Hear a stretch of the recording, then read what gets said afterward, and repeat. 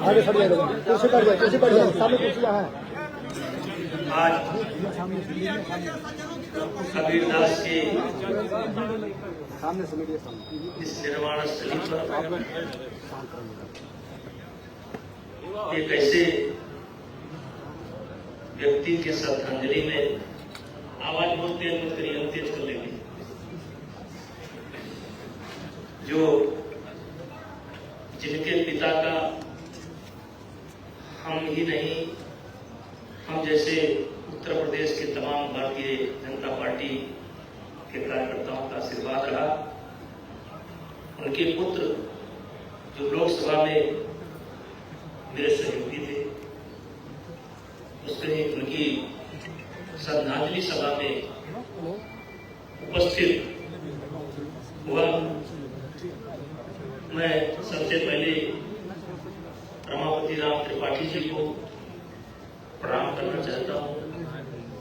सन 1991 से लगातार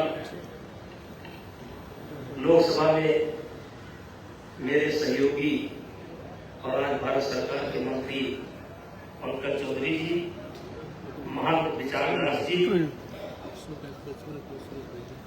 मृगेंद्र राम त्रिपाठी जी,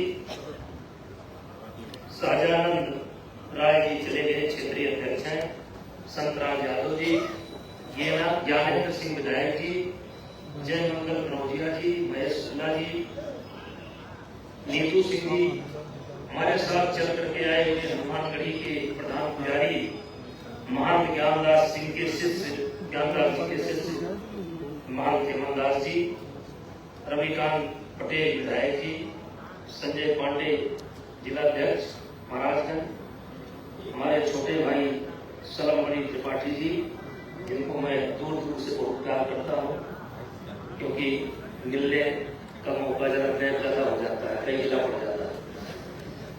सतपाल भाई, आदित्य सिंह जी, ये स्वर्गीय रविंद्र सिंह के भतीजे हैं। सतपाल भाई मुरिया सिंह जी के भाई हैं। और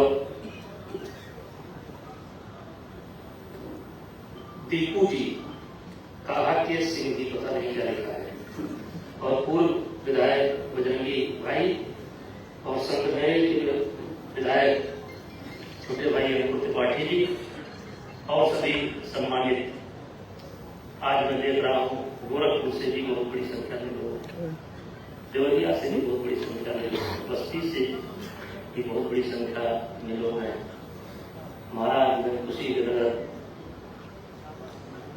और मैं यहाँ पर आए हुए सभी का अभिनंदन करता हूँ, प्रणाम करता हूँ। भाइयों, कहते हैं कि तू आया मतलब मनुष्य आया, तू आया जग हंसा। मनुष्य जब पैदा होता है तो तू आया जग हंसा, तू रोया, यानी बच्चा रोता है और परिवार में खुशी मनाई जाती है, गांव में खुशी मनाई जाती है। तू आया जग हंसा, तू रोया, और बसर कर ऐसी जिंदगी, यानी कि तू ऐसी जिंदगी जी कि तू हंसते जा और तेरे जाने के बाद जग रोए। बसर कर ऐसी जिंदगी, तू हंसते जा जग रोए। ऐसा ही कुछ मैं देख रहा हूं। मैं त्रिपाठी जी हम लोगों के नेता थे, हैं और रहेंगे। शरद भाई हमारे साथ और पंकज जी के साथ सांसद थे।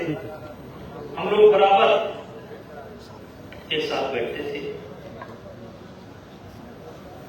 और आज वो हमारे बीच में नहीं है। कहते हैं बलि विक्रम बेल दधीच गए और भारत गए जिन भारत ठाना। बलि विक्रम बेल दधीच गए और भारत गए जिन भारत ठाना। और बाल गए बल रूप गए जिक्रे ककरी दस कंद समाना, और धरा पे प्रमाण यही तुलसी, जो भरा सो झरा जो भरा सो उतारा। यानी जो आया है वो जाएगा, ये निश्चित है। और अभी मैं बैठे बैठे मृगेंद्र की स्थिति को देख रहा था, त्रिपाठी जी की स्थिति को, उनके मन को मैं पढ़ने की कोशिश कर रहा था, तो मैं उनके लिए कुछ बात कहना चाहता हूं। देखिए, जैसे आज ये अपनी पिता की श्रद्धांजलि दे रहे हैं और ये अपने पुत्र की श्रद्धांजलि दे रहे हैं।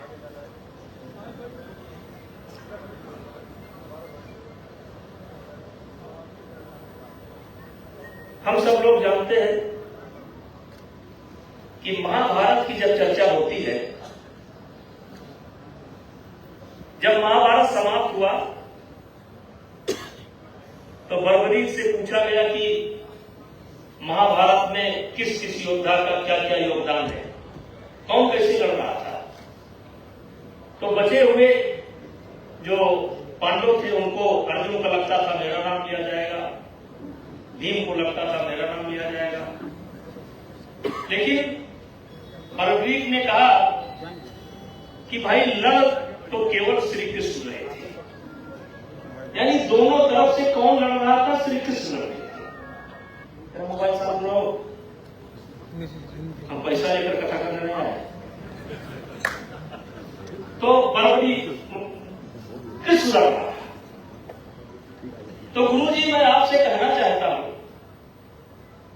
कि जब महाभारत में कृष्ण ही लड़ रहे थे और दोनों तरफ से लड़ रहे थे, तो अभिमन्यु का वध क्यों हुआ?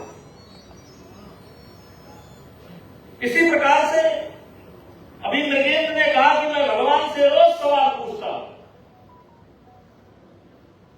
अभी मैं गया था राजस्थान, पृथ्वीराज चौहान का इतिहास तो सलभ भाई ने बहुत अच्छे से पढ़ा होगा, लेकिन मुझको यह नहीं मालूम था कि 13 वर्ष के समय में वो राजा बने थे। 13 वर्ष के समय में राजा बने थे, 26 वर्ष के समय में उनकी मृत्यु हो गई।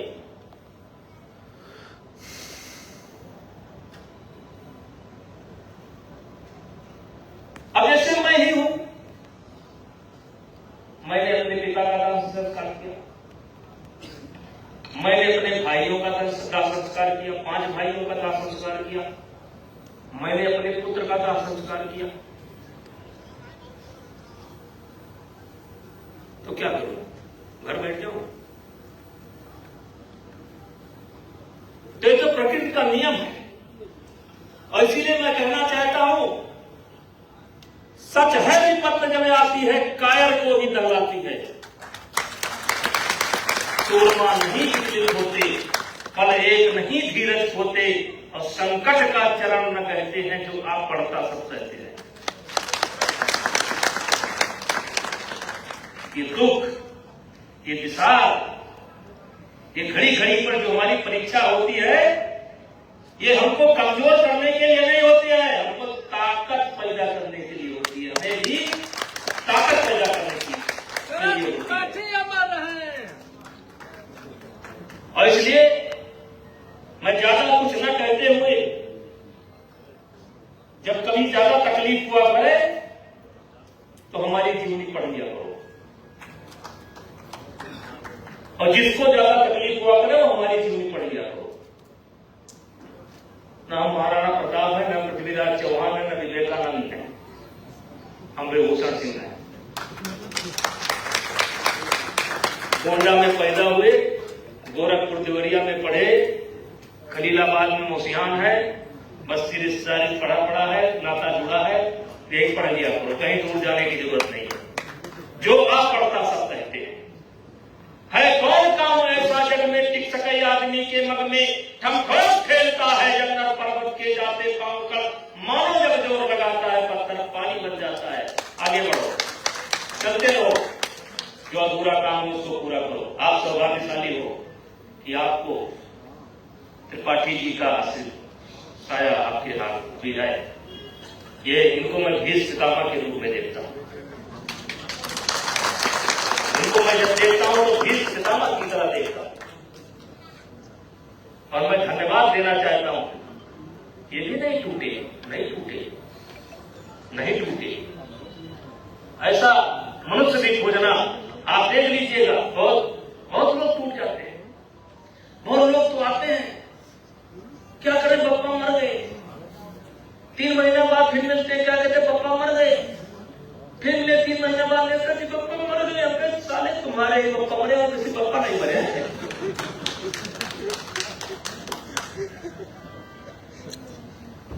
पाठी जी, मैं आप धन्य हैं, आपको प्रणाम करता हूं।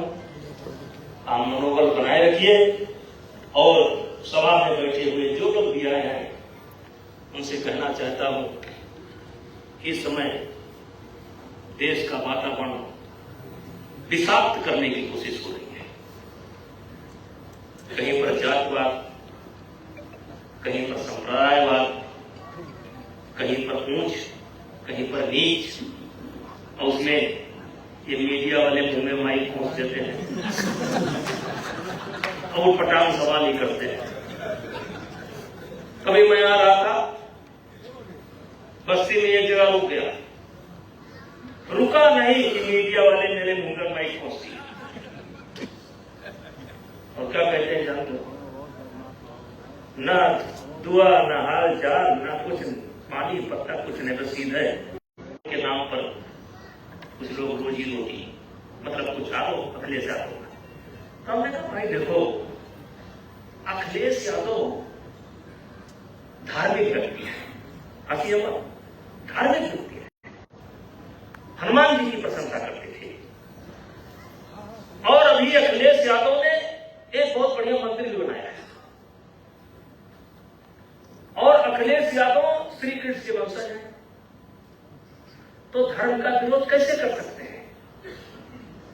वो थोड़ा बहुत जो करते हैं मजबूरी में करते हैं, समझिए इस बात को, वो मजबूरी में करते हैं, वो धर्म के विरोधी नहीं है, अब मजबूरी उनसे करवा रही है।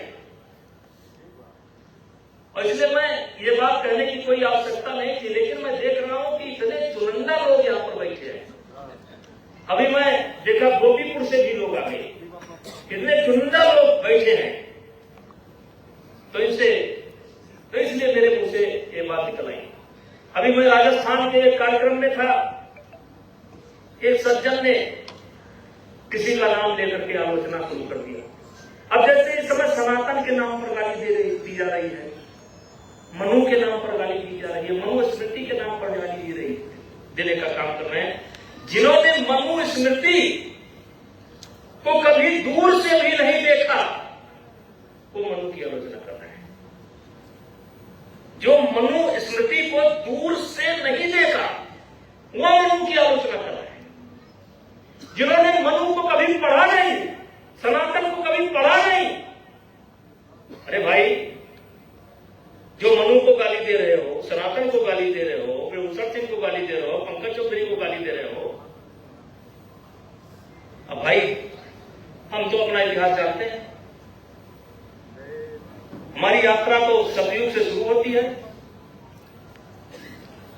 हमारा सिलसिला है, जब अभी समय नहीं है, सबका सिलसिला है। हमारा जड़ जो है, हमारी आपकी जड़ कहां से है? हजारों वर्ष पहले से। अब जिनकी नहीं है वो जाने, हमसे क्या मतलब?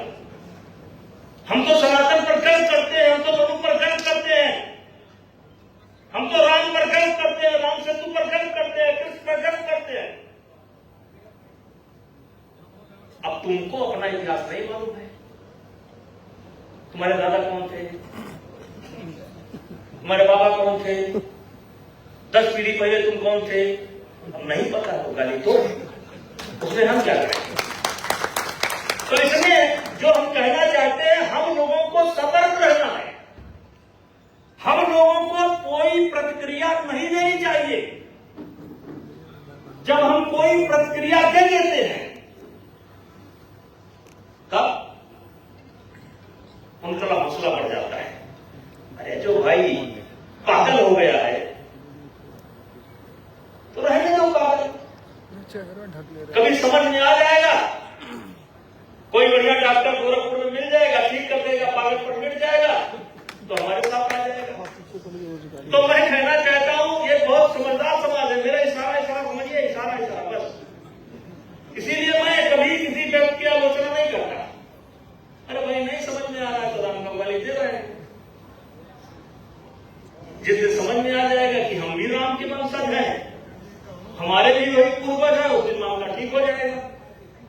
और इसलिए मैं चाहता हूं इस कबीरदास के सभागार से एक ऐसा सुर निकलना चाहिए, एक ऐसी आवाज निकलनी चाहिए कि जो जात के नाम पर, मजहब के नाम पर दूरियां बढ़ रही हैं, छोटे के नाम पर, बड़े के नाम पर दूरियां बढ़ रही हैं, वो दूरियां समाप्त हो और हमारा देश महान बने, विश्व गुरु बने। इन्हीं शब्दों के साथ पुनः मैं आप सभी लोगों का अभिनंदन करता हूं, स्वागत करता हूं और अगले साल भी फिर आऊंगा, वचन देता हूं। भारत माता की